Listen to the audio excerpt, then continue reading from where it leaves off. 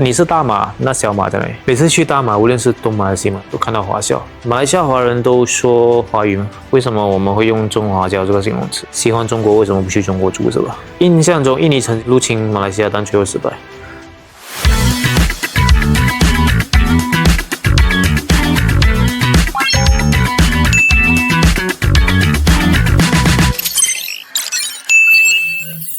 每次去大马，无论是东马还是西马，大城市和小城市都看到华侨，亲切的华人学生都很热情开朗。是你在马来西亚，马来西亚目前有大概1300多所中文小学，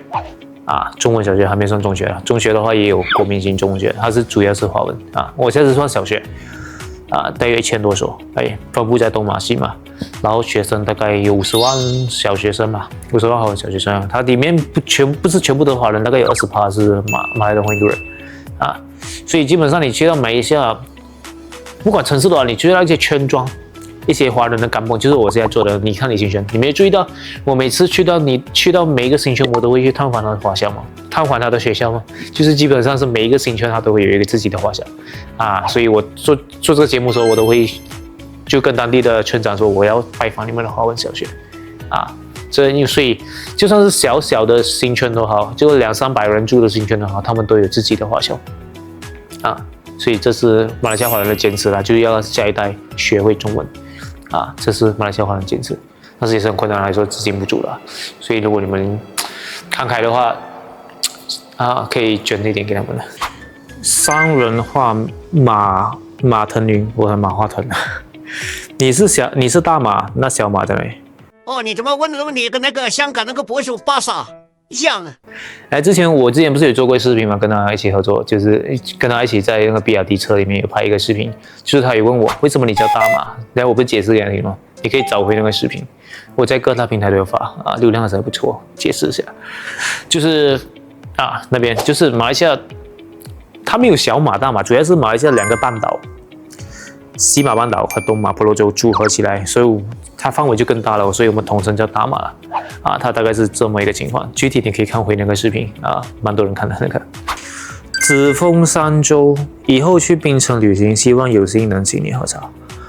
槟城我目前为止我就去过4次或5次。我的家乡不在槟城，我在霹雳州，不过去那边也不远2个钟多。你来的时候你跟我讲一声，我看一下，有空我就再去见你。这位580175，马来西亚华人都说华语吗？我不能说全部，因为有蛮多新生代他们不说中文他们说英文他们可能会觉得会比较高尚一点吧。但是有大多数啦，大概70-80%会把孩子送入华侨，一旦进了华侨，他们就会说中文但是有些他们从小就不进华侨，他们读一些比较贵族学校，或者私人学校，或者是那种国际学校那种情况下，他们可能就不会中文了。那种我们统称叫做 banana， 就是外面皮是黄色，里面是白色叫做香蕉人有蛮多的，但是目前不只是华人，马来西亚华人会中文，很多马来人、印度人都把他们的孩子送入华侨，目的就是要学中文，因为中国崛起，华文的价值飙升。我如果是一个雇主如果我看到这个 resume 就是那个简历，他是其他种族的，但是他会说马来语，会说英语，还会说中文，这个人我就要了，肯定要。很难得，就是他会3种语言我肯定要。华文，但是如果他只会马来文和英文，这样子我就要考虑一下可能就是站在雇主立场，你会越多语言越好的嘛，是吗 ？right？所以他是这么一个情况。就连我们的马来西亚首相也鼓励马来人去学中文时常你会听到他说鼓励他们去学中文，被认为只是华人的族群语言，但随着如今中国崛起了，精通中文将会为孩子带来巨大的优势，所以安华就鼓励人民改变学习华语，并不会导致马来文和伊斯兰消失。就如他当年在日新执教，并没有导致他脱离伊斯兰教，也没有人强迫他要放弃对马来文和马来文化的兴趣。这是目前的情况，所以马来西亚华人现在应该有70-80%会说中文，我不敢讲100%啊，70-80%但确实是还是有些会看不起中文觉得讲中文就是一个低档次，他们讲英文就比较高档次。之前是我自己本身都有遇过这种人。Die Hard 666广东的，欢迎来到中国留学。冒昧问句，准备到哪个城市的大学？哦，不看城市，我看大学的。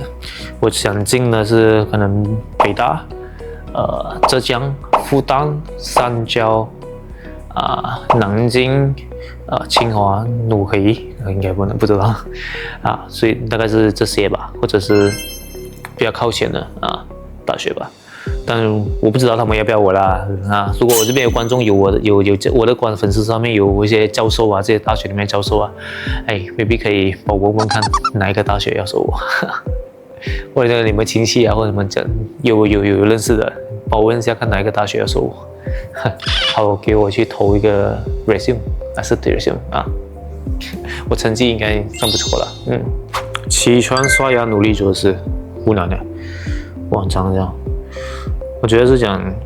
为什么我们会用中华教这个形容词是吧？然后喜欢中国为什么不去中国住是吧？这个主要是看你遇到是什么人嘛。马来西亚我之前说了，马来西亚有分两派嘛，一派是蛮支持中国的嘛，一派是比较没有支持中国的嘛。它主要可能是受到其他因素的影响等等所以中华教这个不是香港发明的嘛，然后马来西亚沿用嘛，之前马来西亚沿用被一些博主那个蛮著名的那个我就不提了，你们应该懂哪个博主，他就沿用，然后跟其他人就跟风，就全部用这个词了呗差不多是这样。然后亲中主要在我的理解，亲中就不一定是中国人，主要是说就不用什么事就